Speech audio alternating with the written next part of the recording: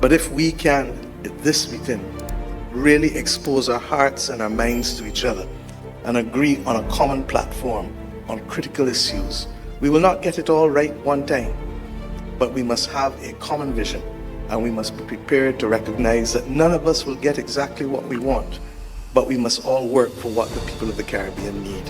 And if we can do that, then we will have run successfully our leg of the relay race. It was once said, when the West Indies Federation broke, that 1 from 10 leaves 0. Today, the heads of government and the heads of state of the Caribbean region must show in a mathematical way that 1 times 15 is equal to 1. If 1 times 15 is equal to 1, then we shall be able to withstand all that is thrown upon us from the world and from within.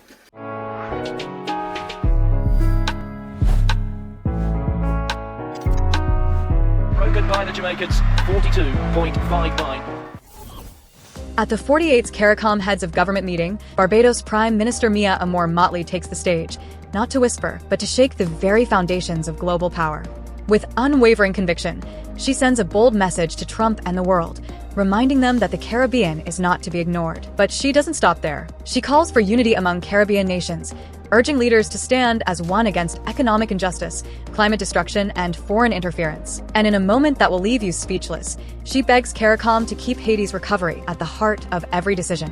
This is history in the making. Watch every word, feel every moment. And if you believe in a stronger Caribbean, smash that like button, hit subscribe, and share this message with the world. Thank you very much, Madam Chair. Madam President of Barbados, Dame Sandra Mason, distinguished heads of state and heads of government of the Caribbean community, Secretary General of the Caribbean Community, Secretary General of the United Nations, President of the European Commission, Secretary General of the Commonwealth, Chief Justice of Barbados, the Honorable Mr. Leslie Haynes, distinguished ministers of the Caribbean community, members of Parliament, members of the judiciary, members of the diplomatic corps, ministers from Saudi Arabia, Canada, France, and indeed Special Envoy from the United Arab Emirates, distinguished ladies and gentlemen. You have heard everybody on this platform this evening. And what is clear is that it cannot be business as usual. We have come to Bridgetown in this year of 2025 at a time when the world is reeling from all kinds of problems. The climate crisis, we don't need anyone to tell us about it. Prime Minister Mitchell spoke from the heart with respect to the consequences of Hurricane Beryl in CARICOM, in Petit Martinique and Grenada, in Union Island, in St. Vincent and the Grenadines generally, to the farmers in Jamaica, and to the fisher folk and fishermen of Barbados. We know what it is each summer to have to hold our breath and to wait and to hope that this is not going to be our turn. We know firsthand how the world has become an awful place since the pandemic, where all of the warts and all of the scars and all of the cuts have become very, very clear and open for everyone to see, and where effectively the world has said that might is right, and where small states are often excluded because our orders are too minuscule to command attention. We live in a world where fake news is now the order of the day. And day by day, leaders, not just of governments, but of churches, of private sector, of households, have to worry about the fact that someone will post something that probably is not true about them. We live in a world where the opportunity for facts and shared values in common spaces is becoming rarer and rarer, simply because everyone is into their own echo chamber rather than in national entities being able to share and to relate so that we have a common perspective to keep our democracy strong. This meeting, my friends, cannot be business as usual. The Secretary General has already heard me on the fact that the only way we will make it through these difficult times is if we are prepared to be more unified and bolder than ever. I pray that those comments which have been made up here, and I thank Decon for also speaking on the matter of reparations and reminding us of the importance of the African Union this weekend. I was there, yes, with the Secretary General and Professor Arama from the African Exim Bank. And indeed, the partnership is strong, and we await the next meeting, the first one ever in person, on the 7th of September. We thank you, Ursula, for coming to the Caribbean, because in this world of grave difficulties confronting us at all levels, partnerships across the world will be important if we are going to survive the many challenges that are not unique to any one region, but indeed hold all of us in a very, very difficult position. I ask us, as we reflect on these matters, to recognize that if this institution of regional unity is to be fit for purpose in the 21st century, the third decade, then it may well require some decisions, Ralph, that those of you like Roosevelt and yourself may have wanted to see in the past, but have eluded us thus far. Freedom of movement of Caribbean people is at the center of who and why we are here. And I trust and pray that we can leave Bridgetown with clarity on this objective. Secondly, the issue of cost of living continues to bedevil too many of our people, and we run the risk that our traditional sources of food may well become more difficult to access because of the climate crisis and because of decisions on the movement of labor. And to that extent, while we have spoken at length always about creating new sources for imports while boosting our production regionally, we can no longer speak about it, but it must become a reality, because food and water are the new oil of this 21st century. At the same time, our education is in shambles in the region, and the quicker we come together and coordinate the reform that is necessary for it, the better we will be, because we cannot build out this region with the old educational systems of the colonial system that are hierarchical in nature and ignore the reality in the past, nor now guns. And the Secretary General of the UN has put it most appropriately in his speech. But suffice it to say, as I said on our own Independence Day in Barbados last year, we in this region are paying too high a price for the Second Amendment rights of Americans.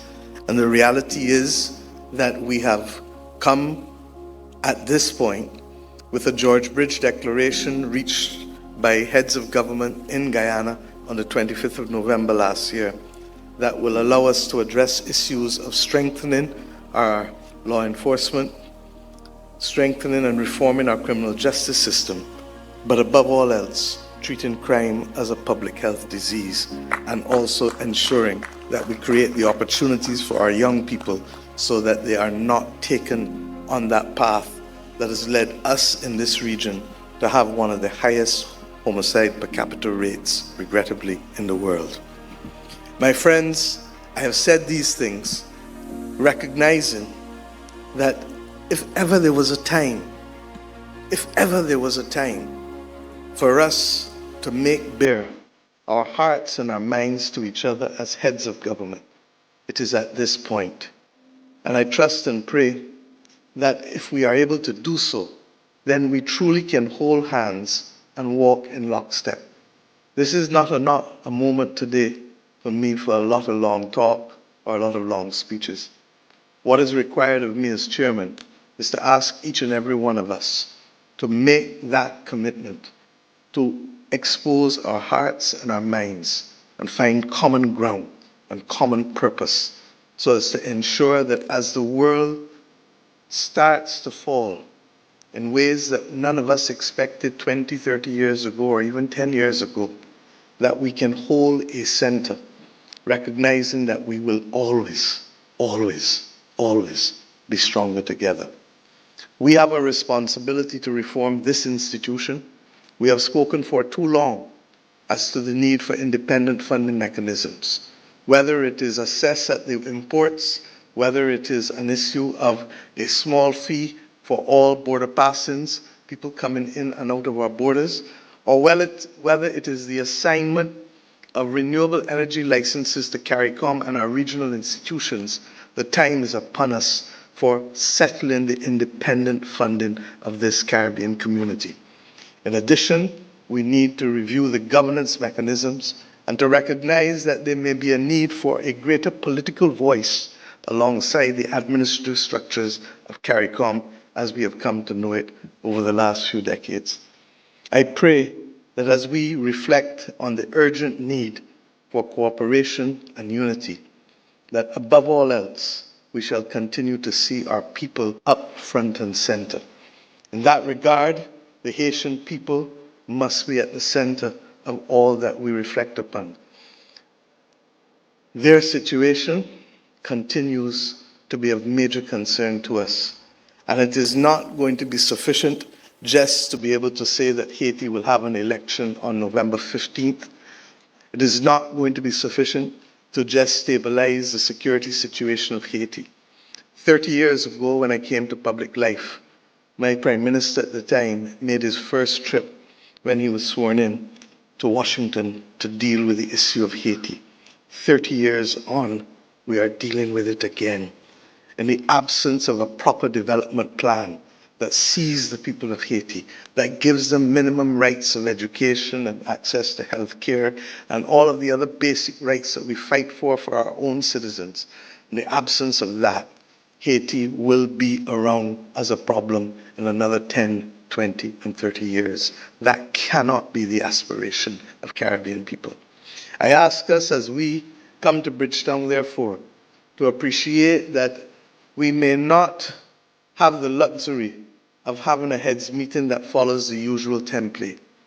But if we can, at this meeting, really expose our hearts and our minds to each other and agree on a common platform on critical issues, we will not get it all right one time, but we must have a common vision, and we must be prepared to recognize that none of us will get exactly what we want, but we must all work for what the people of the Caribbean need. And if we can do that, then we will have run successfully our leg of the relay race. It was once said, when the West Indies Federation broke, that 1 from 10 leaves 0. Today, the heads of government and the heads of state of the Caribbean region must show in a mathematical way that 1 times 15 is equal to 1. If 1 times 15 is equal to 1, then we shall be able to withstand all that is thrown upon us from the world and from within, and arise to the point where we will bring to our people a level of economic development, stability, and prosperity, in spite of the fact that for 6 months of the year we live in fear of that climate crisis, in spite of the fact that we are subject to international economic shocks, in spite of the fact that all of these things continue to be devilish. And why? Because we come from a proud people who have known what it is to be resilient and to rise above all challenges. Indeed, the challenges that we face in the 21st century at a personal level cannot come close to what our ancestors were forced to confront in the settlement of this modern region. So my friends, I want to thank you. I want to salute the people who performed on this platform. I want to salute my young citizens who spoke in a way that almost did not make it necessary for me to speak this evening on this platform. And I invite you, as you reflect on this meeting, to recognize that with a true Caribbean flair, we can do serious things while still remembering who we are and how we move as a people and our culture. And in that vein, I invite you back to Barbados between the 22nd and 31st of August for CARIFesta 15. I say to my brothers,